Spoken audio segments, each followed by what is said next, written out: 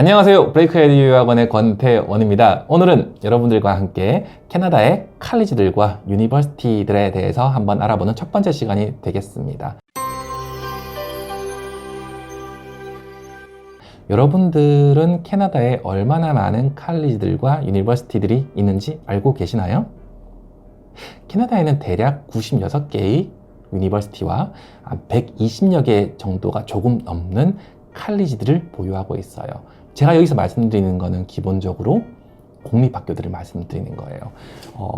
캐나다의 칼리지와 대학이 어디에 있는지 보시고자 한다면은 여기에 제가 맵을 띄워놨거든요. 요 맵을 보시면 캐나다의 칼리지들과 유니버시티들이 어디에 위치하고 있는지, 약 한 220여 개의 학교가 어디에 위치하고 있는지를 보실 수가 있을 거예요. 요 맵을 보고 싶어 하시는 분들은요, 저희 그 댓글에 요청해 주시면 저희가 댓글에다가 그 학교들을 찍어 놓은 링크를 보내드리도록 하겠습니다. 언제든지 연락 주시고요. 자, 그러면은 여러분들께서 공립으로 가야 될까요? 사립으로 가야 될까요? 유니버시티로 가야 될까요? 칼리지로 가야 될까요? 이런 분들을 많이 고민하게 되시거든요. 왜냐하면은 아무래도 한국 분들은 아직까지는 캐나다에 대한 관심이 미국보다는 좀 상대적으로 낮았던 것도 사실이고요. 실질적으로 봤을 때 캐나다를 북미에 붙어 있다고 해서 미국하고 너무 똑같게 생각하시는 분들이 사실상은 많으시더라고요. 근데 캐나다는 미국과 영국을 약간 반반 정도 섞어 놓은 느낌? 미국의 일부 교육 프로그램의 어떤 장점을 많이 따라갔고요. 그리고 아직까지 여전히도 영국의 교육 프로그램들을 많이 따라가는 듯한 느낌, 시스템을 많이 따라가는 느낌을 지울 수가 없단 말이에요. 그래서 마냥 미국하고 똑같이 저는 컬리지 갔다가 대학 갈래요, 이게 완전 틀린 말이 아니기도 하고 완전 맞는 말이 아니기도 하다는 생각을 반드시 해 주셔야 됩니다. 왜냐하면 제가 가장 많이 받는 질문 중에 미국의 CC에 가서 유니버시티로 트랜스퍼를 할래요? 라고 하는 게, 사실상은 캐나다 같은 경우에는 BC주에는 굉장히 활성화가 되어 있지만 타주에는 그렇게 활성화가 되어 있지는 않거든요. 요 부분은 제가 조금 시간이 걸릴 것 같으니까 다음 편에 좀 정확하게 다루도록 하고요. 오늘은 일단 먼저 그러면은 제가 사립으로 가야 될까요? 공립으로 가야 될까요? 이 부분에 대해서 한번 다뤄보도록 하겠습니다.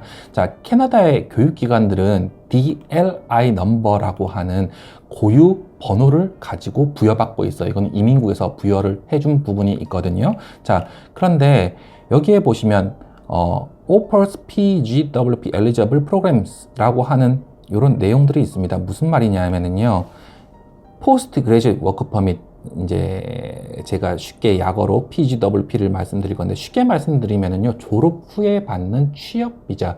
왜? 이 비자가 있어야지만 내가 취업을 성공할 수가 있거든요. 기업에서 쉽게 나에 대해서 스폰을 해주지 않기 때문에요. 이 비자를 통해서 학생들이 먼저 취업 활동을 하게 된답니다. 하지만 교육기관에 따라서 이게 화면에 보시는 것처럼 yes가 될 수도 있고 no가 될 수도 있는 부분이 있답니다. 그래서 일단은 no가 되는 부분은 대부분 전반적으로 봤을 때 사립교육기관이 no 혹은 yes인데 디테일하게 일부 전공들만 이 워크퍼밋을 받을 수가 있음이라고 표시되는 경우가 상당히 많단 말이에요. 그래서 이 정부기관, 쉽게 다시 한번 찾아보는 버릇을 한번 들어볼까요? DLI 캐나다라고 검색하셔도 되고, 혹은 CIC라는 이민국 사이트에서 이렇게 들어가셔가지고 DLI라고 검색을 하셔도 밑에 쉽게 리스트를 찾아보실 수가 있답니다. 우리가 쉽게 한번 예를 들어볼까요? University of 토론토라고 검색을 해보시면 나오시는 것처럼 여기 미시사가 캠퍼스라든지 메인 캠퍼스라든지 스카브로 캠퍼스들은 다 어떤 프로그램을 졸업하더라도 yes, 즉 워크 퍼밋을 받을 수가 있습니다. PGWP를 받을 수가 있습니다. 혹은 칼리지들 중에 많은 칼리지들이 있죠. 칼리지들 중에 여기 노 되는 것들도 많이 있습니다. 상당수의 대부분의 칼리지들은 이제 사립 칼리지가 되는 걸 거고요. 예를 들면 험바 칼리지, 다 대부분의 전공들이 다 이 워크 퍼밋을 받을 수 있는 센테니얼 칼리지, 네, 대부분의 것, 모든 캠퍼스에서 다 워크 퍼밋을 받을 수가 있거든요. 네, 조지 브라운 컬리지, 네, 여기도 보시면은 대부분 다 yes, 네, 가 나오고 있답니다. 그래서 사립 컬리지를 제외하고 대부분의 컬리지들은 공립 컬리지들 같은 경우에는 워크 퍼밋을 받을 수가 있으니까요. 이런 공립으로 아무래도 캐나다에서는 가려고 하시는 경향이 없지 않아 있으실 거예요. 그리고 이 컬리지들이 상당수 이제 다양하게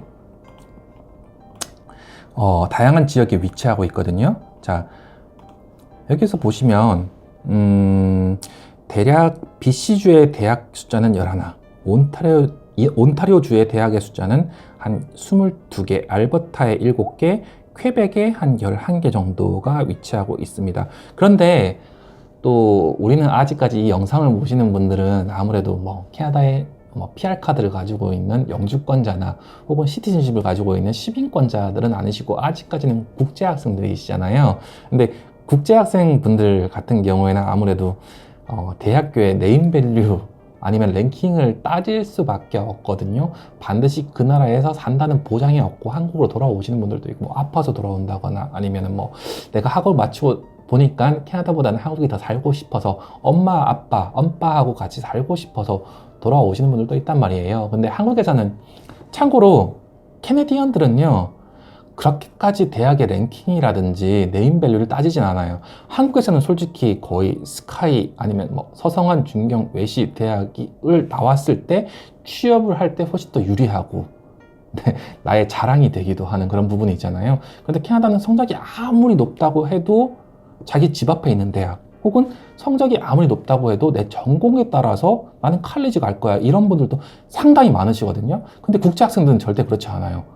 나는 특정한 대학을 가고 싶어, 랭킹이 높은 대학을 가고 싶어, 명문 대학을 가고 싶어 하시는 경우가 상당히 많단 말이죠. 그런데 이 소위 말하는 명문 대학이라고 하면은 이 U15 대학들, 특히나 리서치 대학들이 상위권에 올라가 있는 경우가 상당히 많은데, 이 상위권 대학들 중에 여기 맵에 보시면 보이는 것처럼 UBC, BC주에는 UBC, 알버타에는 알버타 대학이라든지 캘거리 대학, 사스캐천주에는 사스캐천 대학, 그다음 마니토바에는 마니토바 대학, 그런데 온주에는 퀸즈 대학이라든지 웨스턴 대학 같이 백인 중심의 대학이라고 많이 유명하죠. 토론토 맥마스터, 의대로 유명한 맥마스터 대학, 그리고 워터루, 요즘에는 인지도가 너무 많이 올라갔죠. 옛날에는 그렇게까지는 인지도가 있는 학교는 아니었던 것 같은데요. 요즘에 워터루 대학은 캐나다에서 난이도도 가장 높은, 입결도 가장 어려운 대학이 돼가고 있네요. 오타와 대학, 이런 대학들이 상당수 많이 위치하고 있고요. 퀘벡에도 몬트리올, 라발, 맥길 이런 대학들이 있는데, 뭐 라발 대학이라든지 몬트리올 대학들은 거의 불어권, 불어로 수업을 하는 대학이다 보니 학생들이 찾는 경우는 상당히 많이 적습니다. 그래서 사실상은 온타리오 주에 있는 대학들을 가기 위해서 캐나다를 찾는 경우가 상당히 많은데요. 제가 학생분들이나 학부모님들 상담을 할 때 예를 들면 저학년들 같은 경우에는 사실상은 BC주로 가시는 경우에 살기가 참 좋거든요. 혹은 그 외 기타 지역을 가는 경우가 상당히 많은데요. 세컨더리 스쿨 같은 경우에는 사실상 온타리오로 가시는 분들도 상당히 많고, 저 개인적으로도 온타리오로 가는 게 내가 가고 싶어 하는 대학이 있는 그 국가로 가서 공부를 시작하세요. 그리고 내가 가고 싶어 하는 대학이 있는 그 주로 가서 공부를 하시는 게 더 좋습니다 라고 말씀을 항상 많이 드리는 편이에요. 이 부분도 뒤에 가면 자세하게 다루겠지만요. 예를 들면 온타리오에 있는 학교들, 물론 타주에서 공부를 한다, 세컨더리 스쿨 공부를 한다라고 해서 진학이 불가능한 건 아니에요. 그런데 나중에 제가 통계 자료를 한번 보여드릴 건데요. 통계 자료를 살펴보시면 온타리오 주에 있는 대학들의 입학이 된 학생들의 숫자를 보면은요, 약 한 65%가 온타리오 주 출신, 혹은 70%가 온타리오 주 출신, 나머지 30에서 35%가 타주 출신 혹은 타 국가에서 온 학생들 출신인 경우가 상당히 많거든요. 요거는 제가 나중에 팩트 체크 해드리면서, 사이트를 보여드리면서, 통계 자료를 보여드리면서 한번 체크해 드리겠습니다. 그래서 아무래도 물론 이게 불가능하진 않지만, 다시 한번 말씀드리지만 불가능하진 않지만, 내가 조기 유학까지를 생각하신다고 하시면 내가 가고 싶어하는 대학이 있는 그 주를, 예를 들면 UBC를 가고 싶어요? 나는 BC주로 갈까요? 알버타 대학, 요즘 AI 쪽으로 되게 유명하죠. 알버타 대학으로 가고 싶어요? 그러면은 알버타 주에서 조기 유학을 시작하시는 거. 그리고 아까 전에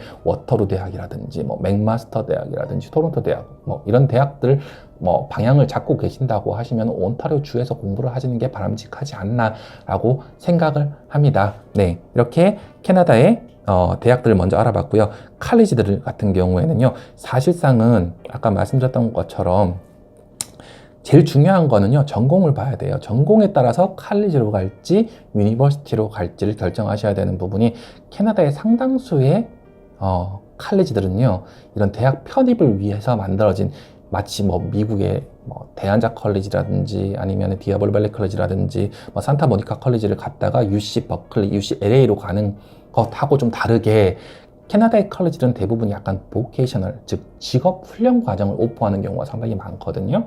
그래서 컬리지들을 갈 때는요, 내가 대학을 편입하고 싶다라고 하시면 사실상은 BC주로 가셔가지고 BC주에 있는 대학을 편입함이 상당히 좋고요. 내가 온타리오주의 대학을 갔을 때는 온타리오주에 있는 컬리지를 갔을 때는 사실상은 네, 직업 훈련을 갖겠다, 취업을 하겠다 이렇게 방향을 잡아주심이 훨씬 더 좋아요. 그래서 전공에 따라 가지고 내가 리서치를 하고 싶으면 대학으로 방향을 바라보셔야 되고요. 전공이 내가 취업을 하고 싶으면 컬리지로 가주시는 게 좋답니다. 자, 이상으로 우리가 이제 캐나다 컬리지와 유니버시티들이 어디에 위치하고 있고 어떻게 다른지 아주 살짝 살펴보았습니다. 다음 편에서는요, 저희가 캐나다에 그러면은 컬리지로 가야 될까요? 유니버시티로 가야 될까요? 조금 더 디테일하게 딥하게 알아보는 시간을 가지도록 하겠습니다. 오늘 영상이 도움되셨으면요, 좋아요 눌러주시고 구독하기를 꼭 눌러주세요. 다음 시간에 뵙겠습니다. 감사합니다.